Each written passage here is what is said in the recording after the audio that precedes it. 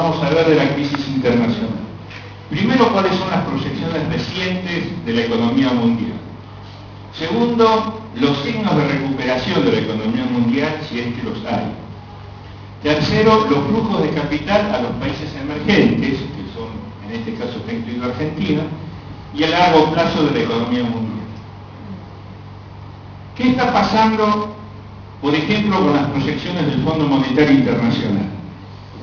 Hay que tener en cuenta que el Fondo Monetario Internacional cada 2 días cambia las tendencias. O sea, ellos mismos, cuando mandan este informe, yo como es presidente del Banco Central tengo acceso permanente a los informes del fondo, ponen abajo, en 48 horas esto lo podemos cambiar. O sea que ni el fondo sabe exactamente dónde están parados. Pero lo que sí, habría un primer consenso.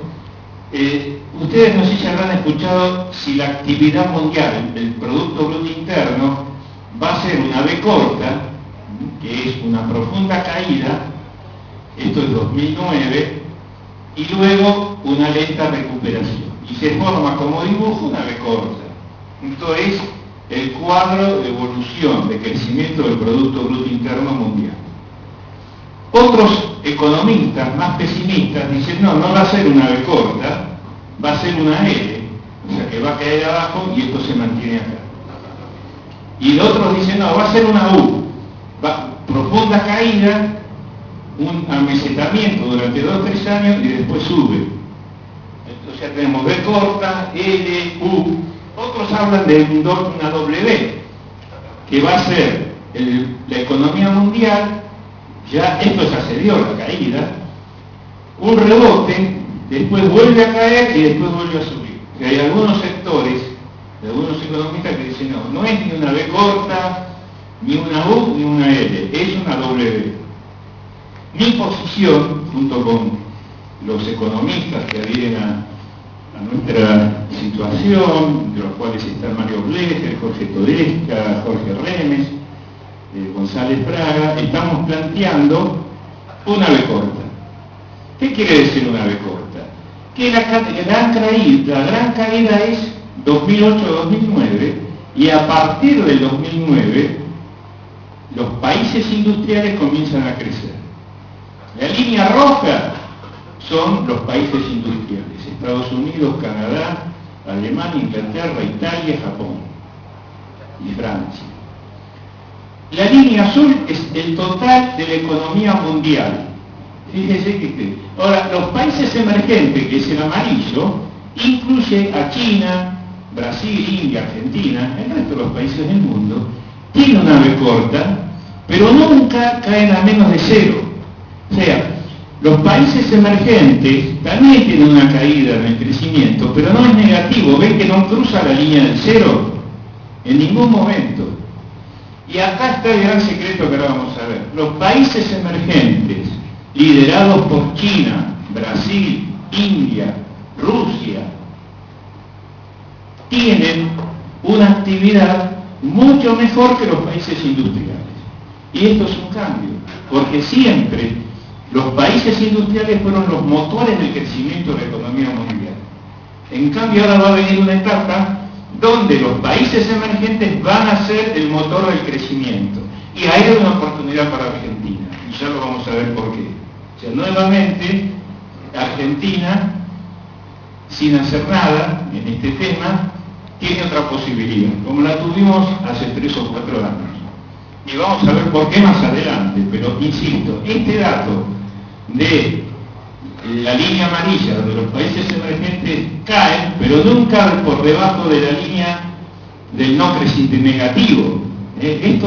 Los países industriales, acá está el Fondo Monetario hablando de un 4 o 5%. Alemania acaba de caer un 6,5% el primer trimestre.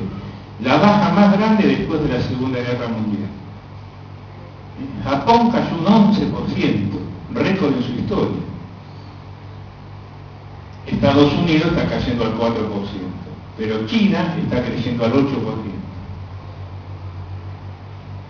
Bueno, estos son los números, el Fondo Monetario proyectando para el 2009-2010, el total de la economía mundial cae el 1,3 en el 2009, y en el 2010 en el efecto de corta empieza a crecer.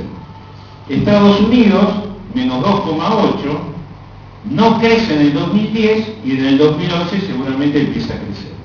Europa cae más que Estados Unidos, está cayendo toda Europa un 4,2%. Y se piensa que en el 2010 todavía Europa, igual que Japón, van a tener problemas de crecimiento. Pero China es el gran motor del crecimiento. China, según el fondo, crece 4,5 en el 2009 y 5,6 en el 2010. Este es un tema que se está corroborando, después lo vamos a ver, porque China no está creciendo al 4,5, está creciendo casi al 8%. Y después vamos a ver por qué. Los países del sector, digamos, industriales en cuanto a los más desarrollados, caen en 3,8, y los emergentes, donde dije antes que incluye a todo, China, Brasil, Argentina, etc., suben 1,6 y 4% para el año que viene. Ustedes habrán escuchado que el gran problema de la crisis de la economía mundial fue un esquema de hacer negocios. ¿Cuál era? Que ahí fue donde pasó Estados Unidos y Europa. Derivar, por ejemplo, el negocio hipotecario. ¿Qué se hacía? En Estados Unidos era muy fácil ir y comprarse una casa. Y la gente compraba por cuotas. En Estados Unidos se daban créditos a 30 años al 3% anual. Un poco diferente a lo que se anunció ayer en el Banco Hipotecario. La tasa era del 3% anual. El mecanismo fue tan perverso que muchos sectores de clase media y media baja de Estados Unidos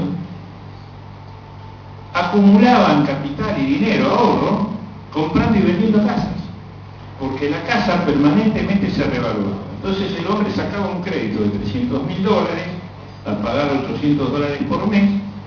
Al cabo de un año esa casa valía $600.000, la vendía, pagaba el crédito, se quedaba con $300.000, se compraba otra casa y empezó a ser una rueda infernal.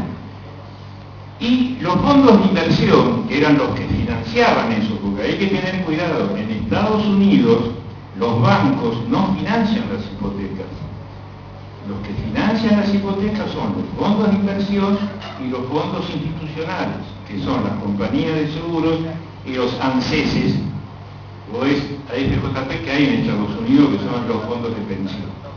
Esos son los que tienen los fondos blancos. Los bancos americanos, lo único que hacían era colocar el crédito, se daban vuelta y descontaban la hipoteca a estos fondos de inversión. No sé si está claro. ¿Y dónde estalló la crisis? Cuando Estados Unidos tuvo que aumentar la tasa de interés. En vez del 3%, la tasa se fue al 8 o 9%. Para que tengan una idea de los horrores que cometió Estados Unidos, que estamos todos sorprendidos. Por ejemplo, en más de la mitad de los estados federales, en Estados Unidos, tenían una ley antiusura, con un límite a la tasa de interés en hipotecas, y que no podía ser tasa variable, tenía que ser tasa fija.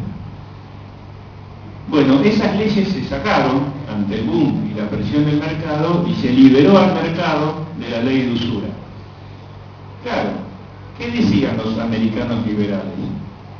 No vamos a regular nada desde el Estado porque el propio mercado se autorregula. Como diría De Angeli, nunca se autorregula. Acá están las consecuencias. Estalló la burbuja de las hipotecas. Un poco quiero explicarles dónde estuvo el origen de la crisis internacional. Esto se cae y se caen los activos de los fondos de inversión que prestaban plata. Fíjense en este dato.